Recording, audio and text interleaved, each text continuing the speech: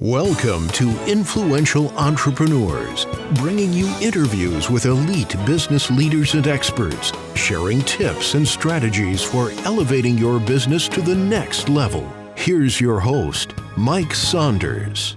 Hello and welcome to this episode of Influential Entrepreneurs. This is Mike Saunders, the Authority Positioning Coach. Today we have back with us Eunicia Peret, who's the CEO of the Empowered Financial Planner.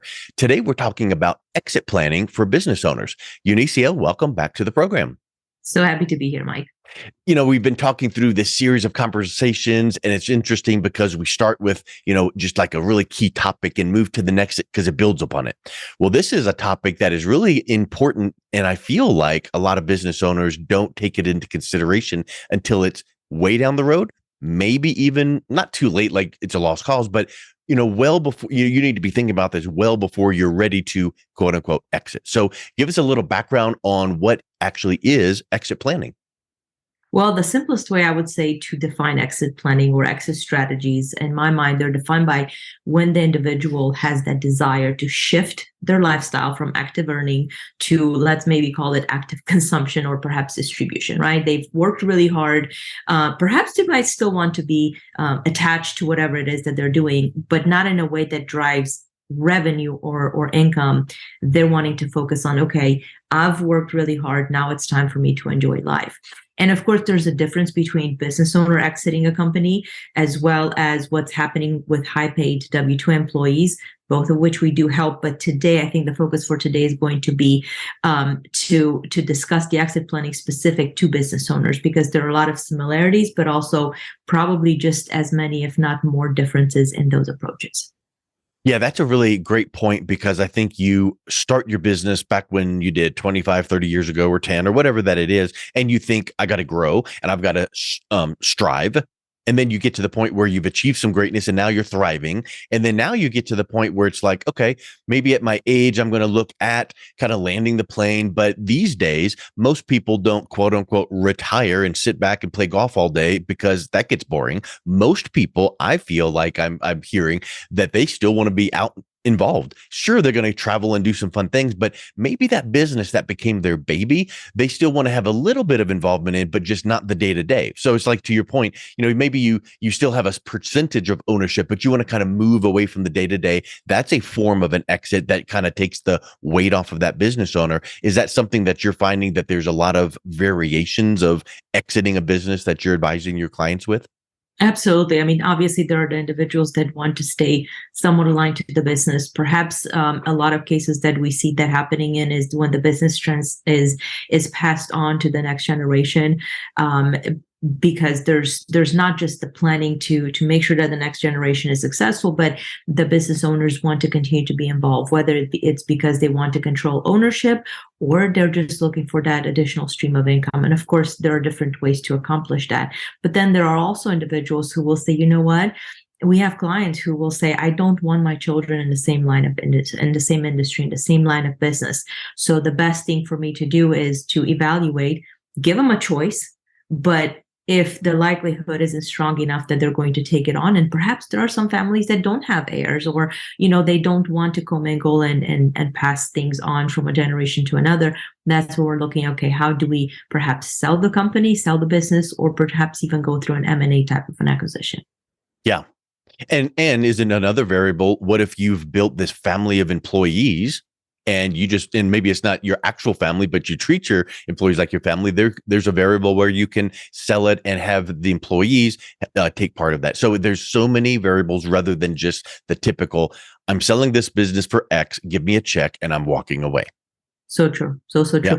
In either case, whichever the exit strategy the business owner chooses, it comes with specific things that he or she or they need to be thinking about in order to make sure that they maximize the value out of that business, because they've worked hard, to your point, and without maximizing what it is that they can get out of it through whichever form of exiting it is, it just makes for a very sad story. So it makes me think of, like, if you're living in a house, you want to sell your house, you want to make it look as good as possible from the curb appeal, from the inside, all of these things. And it's very similar to a business. So once you decide I'm going to exit the business, whatever option and whatever strategy, what are some ways to prepare the business so that it gets the best possible outcome? Well, first of all, we have to be thinking about first and foremost protecting both the business as well as the owners, right? Ensuring that some of the things are in place, such as, what happens if something happens to the business owner? Key-man policies are in place, making sure that if something happens to the owner and they're disabled, that the business can continue on beyond those circumstances, and we don't have to close the doors. The other thing that we find is unfortunately lacking with a lot of companies is this idea that business processes need to be strong, especially for business owners that are exceptionally heavily involved in the business. What do I mean by that? When we're thinking about the operations, the way that services are actually delivered to the end consumers or to the end clients, oftentimes the business owners don't feel that. They almost feel like that's something that is sitting so close to the vest that they don't want to necessarily have those processes optimized because of the fear that, well, if it's out there, what happens if that intellectual property gets stolen? The problem is, the way that I talk to my clients is nobody's going to want to come and buy the business and be the workhorse, perhaps as you were. So you have to make the decision as to, okay, how can we make the business stand on its own 2 feet so that whoever comes in can easily get behind the wheel and drive the business? And the other thing is that we must not forget about is obviously we have the operations, they need to be improved, processes need to be put in place, but we must also not forget about the marketing efforts.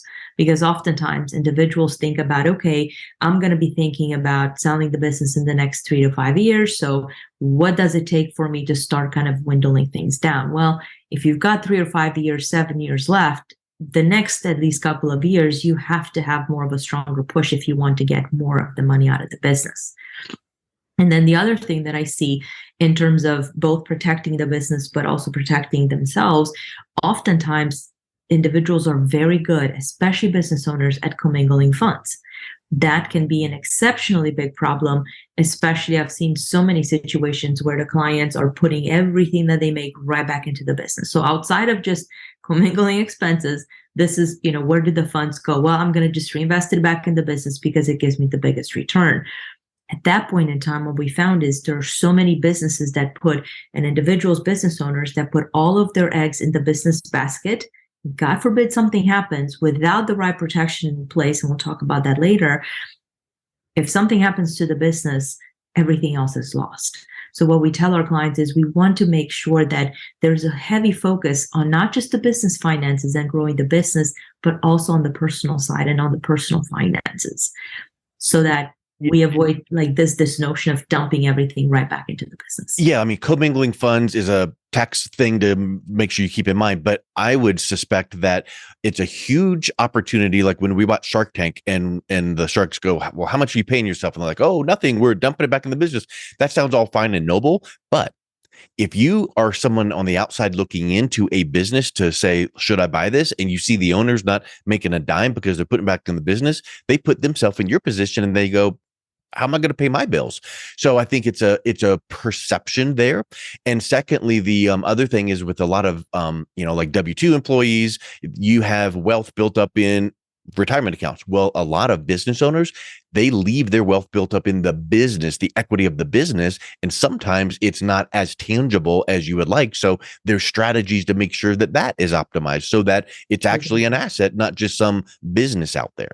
Absolutely. And it gets really complex very fast. And that's why we encourage individuals to not, there's this fear, what I see, Mike, it's this fear of, well, but if I don't do that, what will happen? And I've always done it, so it's going to be too much work to redo it. And I have to focus on the business. And what I tell folks is it's not easy for sure. But when you have the right team on your side, it's easier than you can imagine. And once you do it, it's good hygiene, it's good practice. And to your point about the W-2s, we have to focus on helping the business owners not just see the vision of the business, but see the vision for what it would look like for themselves, business agnostic. Because if we do the right things, their taxes can be optimized both for the current, future, as well as for both for current as well as for the future. And more importantly, it's all about those different streams of income. And if we only focus on the business, we've got one. Versus if we focus on being strategic, now where we talked about diversification, especially portfolio diversification. This is a perfect example, right? If you put everything back into the business and you don't take care of the personal side, there's no diversification there.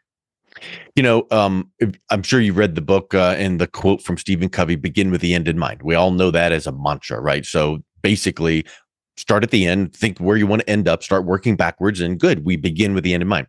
I once interviewed someone that wrote a book titled End with the Beginning in Mind. And I thought that was so unique because if you have begun with the end in mind, then you get to the end of planning your exit.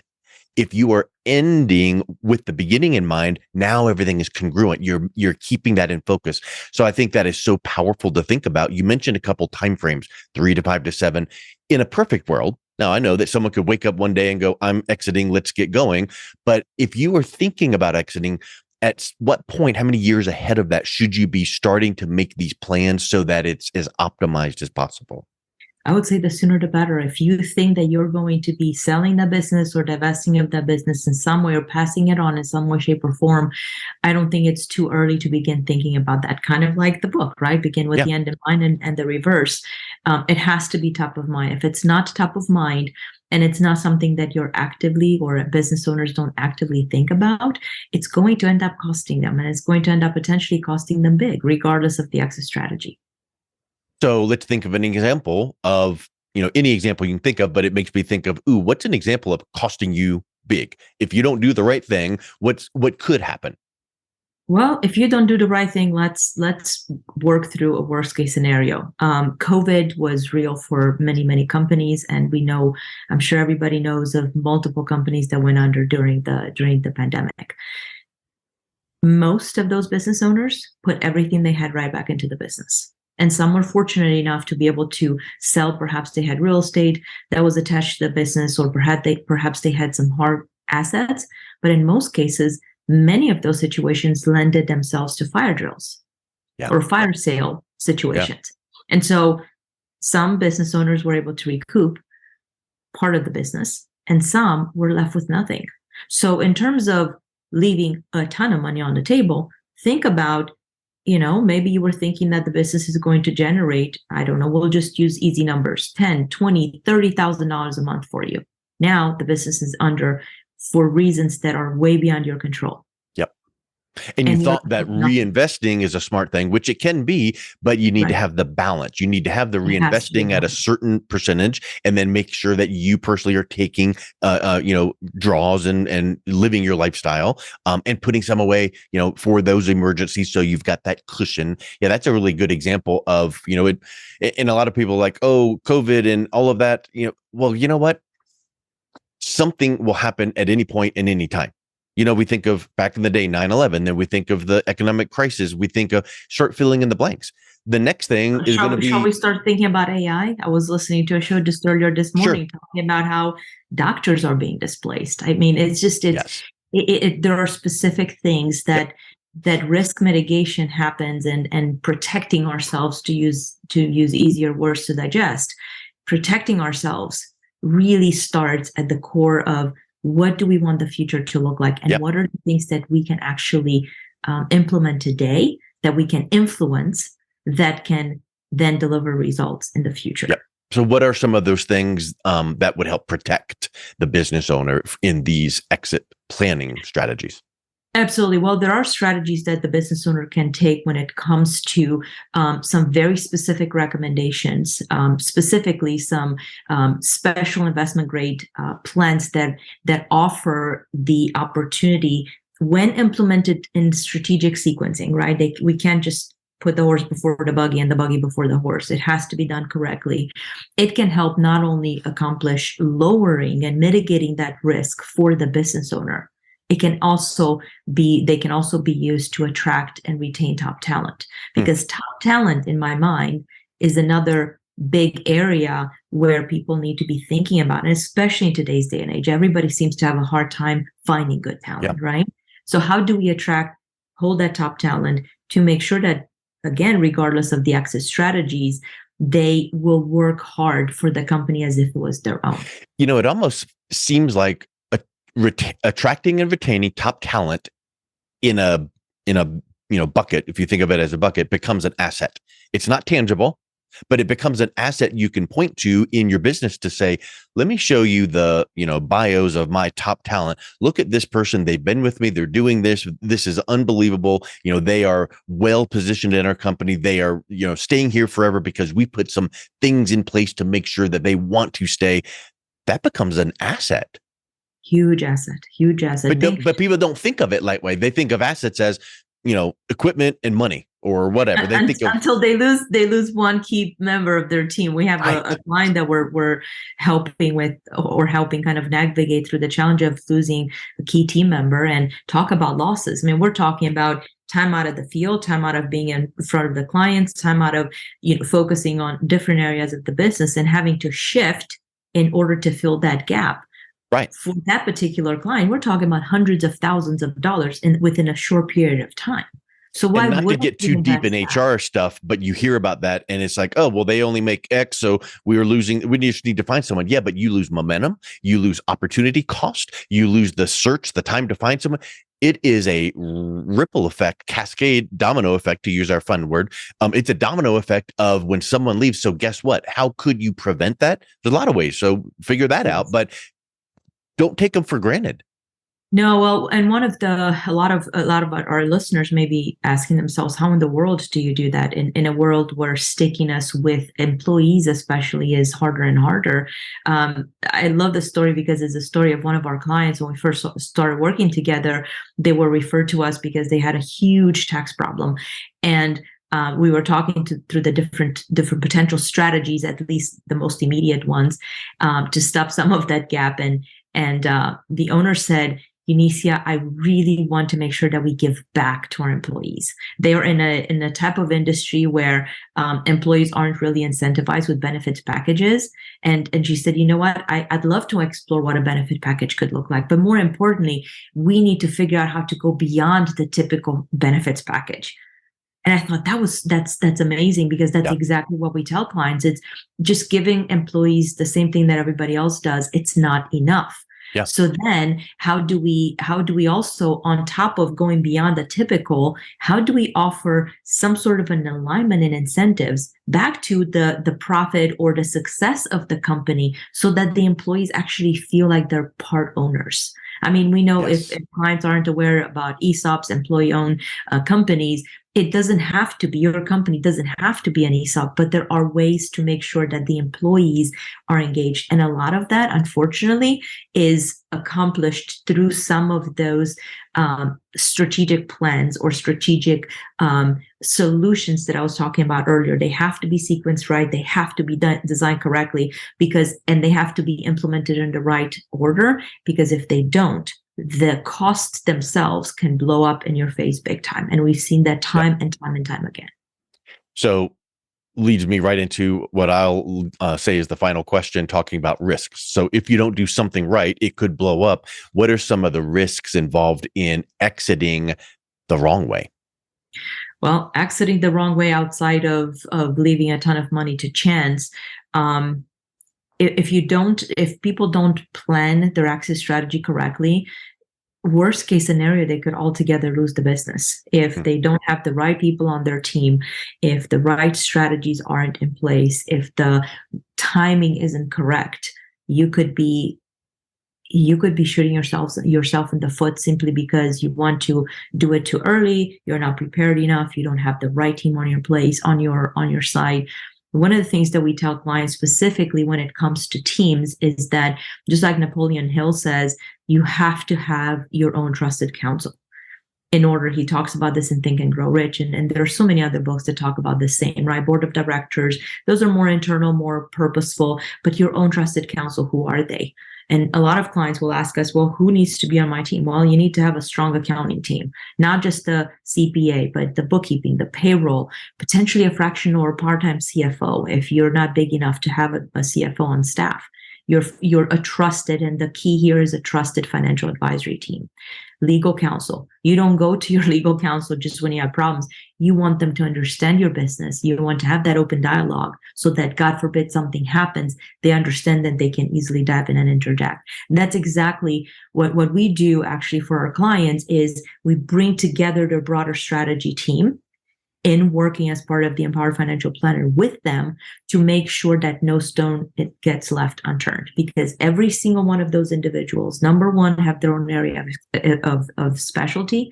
Number two, there are additional key strategic areas of expertise that don't reside in any one of those roles that I just mentioned. So how do we bring them together? That's where you want to make sure you have your counsel. You want to make sure that you have your broader financial and business strategy team that can help you identify the blind spots and identify the potholes so that you can avoid them from the beginning. I think that we talked about so many of these strong pillars of consideration, from protection to risks to making sure you have the right team, which they're all huge. And I think some people in this Google first society or, AI first society is, I'm going to sell, exit. I'm just going to Google, find, here's what it said to do. But here's the problem. It's not a cookie cutter, one size fits all. Secondly, even if you have all these things in place, there are nuances that I would suspect could throw a huge wrench in the works. Like, as you were just describing that, I was like, okay, what if someone has all of those things in place, but they, as a business owner, let the cat out of the bag a little too soon, and somehow an employee finds out, and now it's not communicated properly, and now there's anarchy, and it's a big mess, and it's like, but I'm doing all the right things. Yeah, but you need to have a communication strategy. So working with someone who can help guide through the process from all of these angles that you will never think of is just a massive opportunity. And to give you a prime example, we actually have a client that sought us out. They sought us out on LinkedIn, and he was in the process of buying the company from the prior owner, but he is the CEO of this company. If it hadn't been for us working together, he would have literally been taken to the shed over probably a minimum of $300,000 to $500,000. Simply because before we started working together, it was like, okay, it was all driven by the owner of the company. I want this. I want you to do that. I'm going to buy inventory. Oh, you're going to just write it off the books. Well, business doesn't operate that way. So because we're working together and we have a strategic team that is now surrounding the new owner of the company, we were able to put a game plan together to say, okay, we know what the owner wants. Here are some of the considerations to make sure that you don't have to write hundreds of thousands of dollars off your books. It's crazy. Yeah. And so talking about the impact and how big it can be pretty massive. But you don't have to expose yourself if you have the right folks on your side. Well, that's a perfect spot to say, if someone is listening to this going, maybe I'm thinking this direction, give me some guidance. What's the best way they can learn more and also reach out and connect with you? Perfect. The best way is to seek us out on our website at theempoweredfinancialplanner.com. Also, in order to kind of get into the nitty gritty of what's happening and what are some of the biggest pitfalls, both on a business but also on the personal side, check out the www.empoweredfinancialplanner.com/pitfalls. That pitfalls, it's going to be a quick checklist of the five biggest pitfalls that anyone should be avoiding. And most importantly, it's also going to be a great way for us to get in touch, for you to be able to schedule a call. And from there, understanding what your needs are and what you're looking for, we can then provide additional resources to you and your company. Excellent. Well, Eunicia, it's always a pleasure talking with you. Thank you so much for coming on the show today. Thanks for having me, Mike. You've been listening to Influential Entrepreneurs with Mike Saunders. To learn more about the resources mentioned on today's show or listen to past episodes, visit www.influentialentrepreneurssradio.com.